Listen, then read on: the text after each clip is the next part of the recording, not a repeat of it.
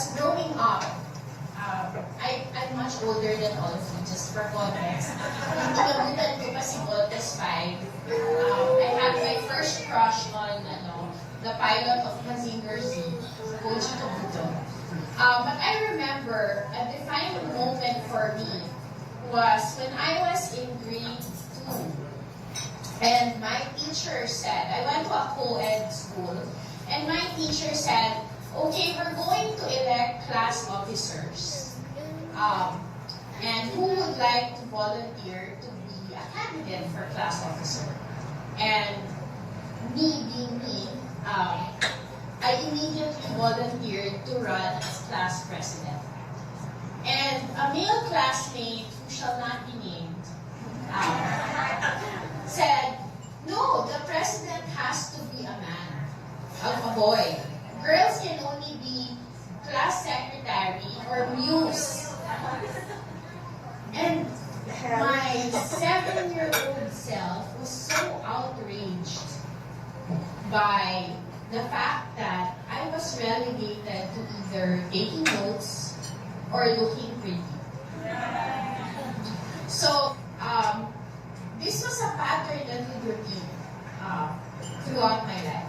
And even my own mother, who, I don't know, she raised strong women. She was a daughter of a strong woman herself. My grandmother was widowed in World War II, and she raised 6 children on her own. And yet, my mother still believes that a woman's place is slightly behind her husband, taking care of her children. And this went on when I became a lawyer. The legal profession is very male-dominated, and the big law firms are still very hierarchical. And I was told that it would take 2 years longer for a female to become a partner as it would take for my male counterparts. And that never sat well with me, because I always believed that the whole issue of gender inequality exists only in the minds of men. Actually, when you think about it, there is naman gender inequality because we're far more superior to the men.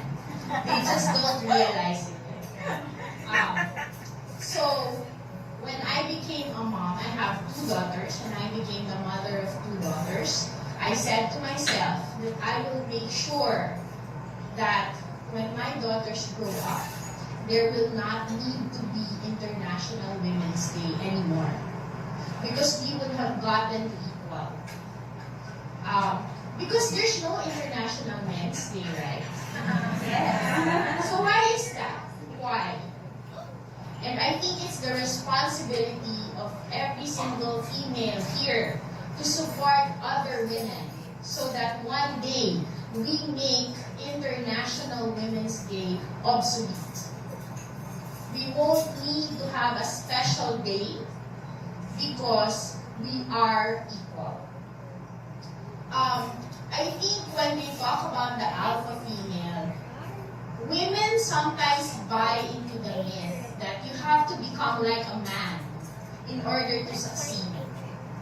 And to me, that's wrong. For me, being an alpha female is finding the balance between strength and grace and being able to lead that way.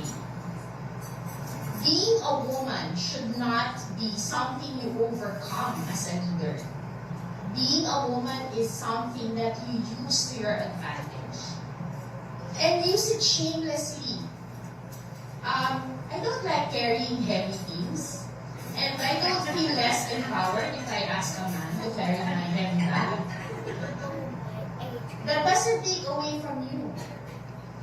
I don't feel that it's a sign of weakness to show empathy and to care about people I work with and people who work for me. I'm known as a big crybaby by my team. I'm not afraid to show emotion as long as it's in the appropriate time and the appropriate manner.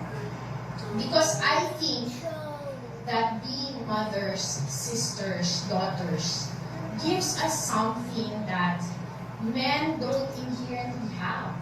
We're very nurturing. We're empathetic. And those are traits that you carry with you outside the home and into the workplace.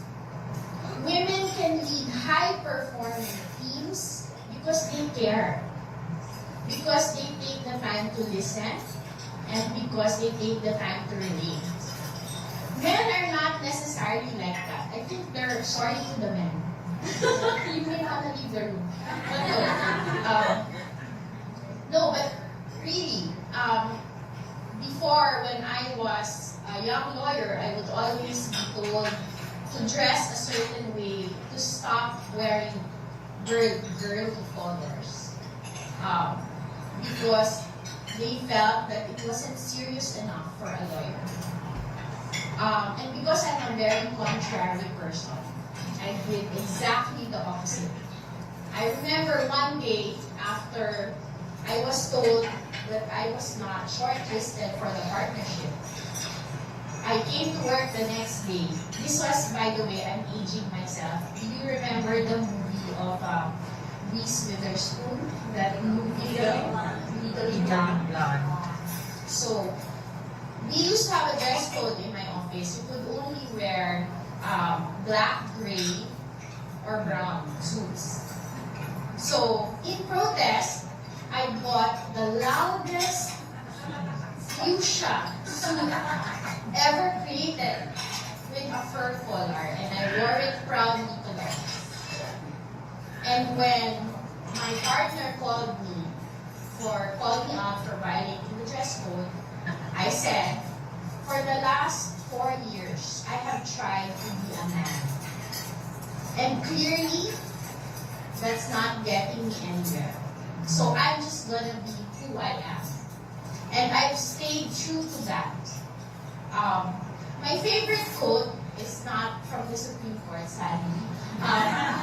It's from the famous designer, Coco Chanel, because I'm a big fan of shoes and fashion. And she said, girls should always keep their heads, their heels, and their standards high. And I've tried to teach that to my children. You don't have to compromise who you are and being a woman in order to be a leader.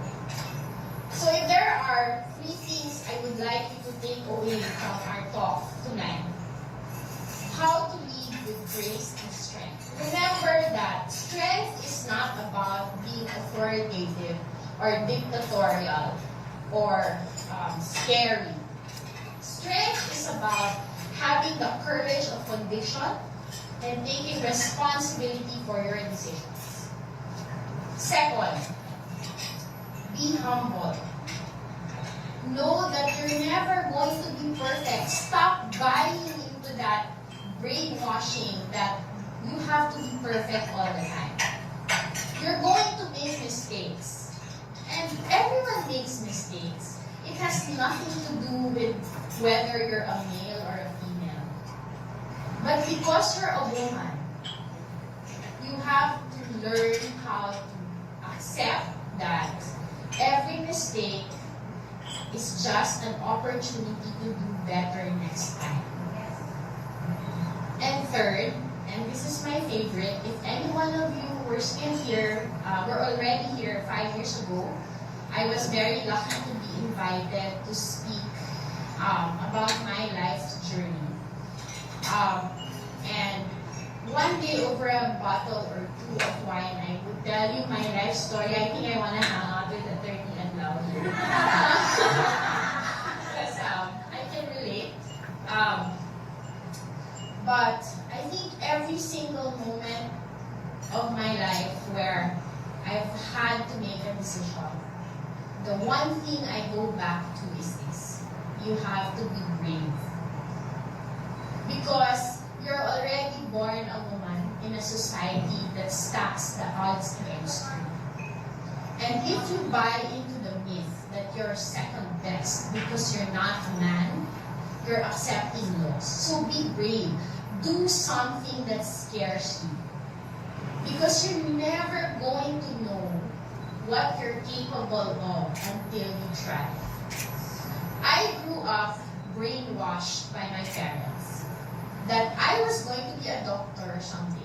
I never even thought about what I wanted to do. I accepted it because boys become lawyers and girls become doctors. That was my family. And because I was trying to be the perfect little obedient girl, I bought into that story too. And I was so afraid to say no that I actually finished a pre-medical degree.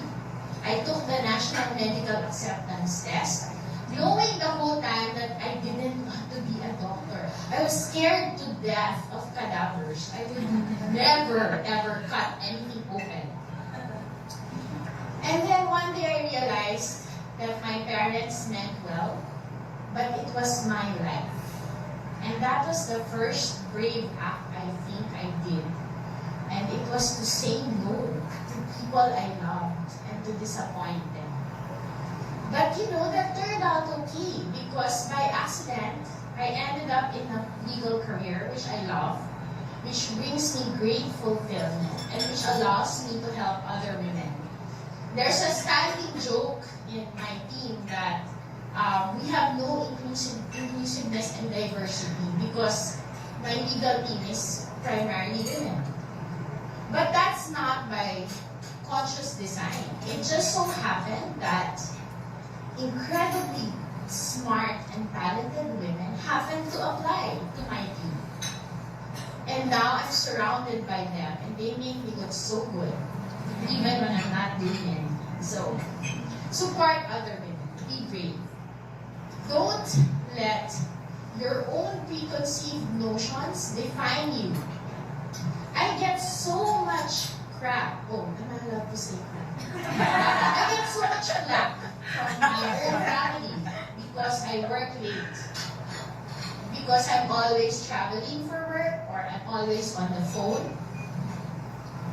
But I've never felt guilty because when I see my two girls, they have no notion that they should be anything other than what they are.